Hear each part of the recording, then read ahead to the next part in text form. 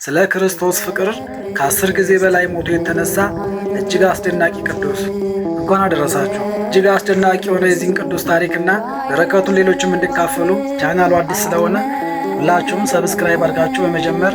ቪዲዮውን ላይክ በማድረግ ድጋፋችሁን እንድትገልጹልኝ ጠይቃችኋለሁ። ጥቅምት 25 በዚች ቀን በክርስትናቸው እጅግ ጽኑ ከሆኑ ቤተሰቦቹ ቅዱሳን አብርሃምና ሐሪክ በቅዱስ መልአክ ብስራት በሀገር ሮም የተወለደበት ዘመን ክርስቲያኖች የሚጨፈጨፉበት ዘመነ ሰማዕታት ነበርና የሚያጠምቀው ካህን ስላልተገኘ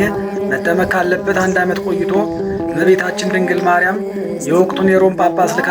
እንዲያጠምቁ ያደረገችና ሕፃኑን በሚጠመቅበት ጊዜ በራሱ ጊዜ ተነስቶ አሐዱ አብ ቅዱስ፣ አሐዱ ወልድ ቅዱስ፣ አሐዱ ውእቱ መንፈስ ቅዱስ ብሎ ያመሰገነ ወላጆቹም 10 ዓመት ዕድሜ እያለ ያረፉና በጎረቤት እጅ ቢያድግም በዚህ ዕድሜው በትጋት ይጾም ይጸልይና ይሰግድ ነበርና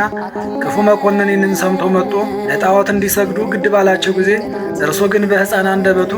ክርስቶስ ነው የሰበከ። በዚህ የተበሳጨው መኮንንም በጅራፍ ገርፎ በዘንግ ደብድቦ በመጋዝ አካልም ቆራርጦ ቢገድለውም የእግዚአብሔር ኃይል ከእርሱ ጋር ነበርና 2 ጊዜ ሞቶ የተነሳ በመጨረሻ ሚያዝያ 18 ቀን አንገቱን በሰይፍ ተቆርጦ ሰማዕት የሆነ ሊቀ መላእክት ቅዱስ ሚካኤልም በብርሃን አክሊል አክብሮ ወደ ገነት ወስዶ ከቅዱሳን ጋር ያስቀመጠው። በገነት ውስጥም ኃያሉ ሰማዕት ቅዱስ ጊዮርጊስንና የተቀበለውን ክብር አይቶ እጅግ ተደንቆና መንፈሳዊ ቅናትን ቀምቶ እግዚአብሔር ሆይ እባክህን ወደ ዓለም መልሰኝና ስለ ፍቅርህ እንደገና ልጋደል ብሎ የለመነ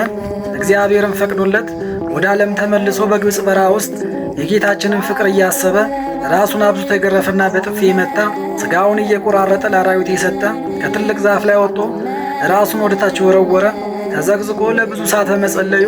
ጭንቅላቱ የፈሰሰ ለ42 ዓመት ያክል ምንም አይነት እህል ሳይቀምስ የጾመ የክርስቶስን ፍቅር በማሰብ ከ10 ጊዜ በላይ ሞቶ የተነሳ ጌታችንም ስለ ክብሩ ዞትር እየመጣ አንዴ እንደተወለደ፣ አንዴ እንደተጠመቀ፣ አንዴ እንደተሰቀለ፣ እንደተነሳና እንዳረገ ሆኖ ይገለጥለት የነበረ ድንግል ማርያም ወላዲት አምላክም በየዕለቱ እየመጣች ታጨዋወተው የነበረ በተጋድሎም አባ ብሉይን ጨምሮ በርካታ ደቀ መዛሙርትን ያፈራ በመጨረሻም በሚያርፍበት ጊዜ የነበረበት ገዳም በእልፍ አላፋት መላእክት የተሞላ ጌታችንም ከድንግል ማርያም እናቱ ጋር ወደ እርሱ ቀርቦ ስምህን የጠራ መታሰቢያን ያደረገ ይህን ማድረግ ባይችል እንኳን 3 ጊዜ አምላክ አቡነ አቢብ ወይ ማሬ ቢለኝ በሚመገብበት ጊዜም ስብሐት ካለ በኋላ በእንተ አቡነ አቢብ ብሎ ቢመገብ እምርልሃለሁ ብሎ ቃል ኪዳን የገባለት ዜና ሕይወቱ ያማረ ቅድስናው የሰመረ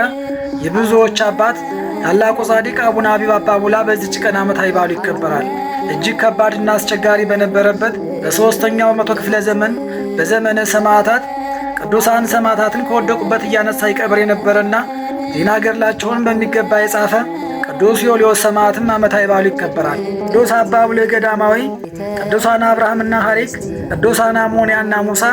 በዚች ቀን ዓመታዊ በዓላቸውን እናስባለን። ቅዱስ መርቆሬዎስ ኃያል ሰማዕት፣ ቅዱስ ቴክላ ሐዋርያዊት፣ ቅዱስ አበከረዙን ሰማዕት፣ ቅዱስ ዱናዲዮስ ሶርያዊ፣ ቅዱስ አቡፋና ጻድቅና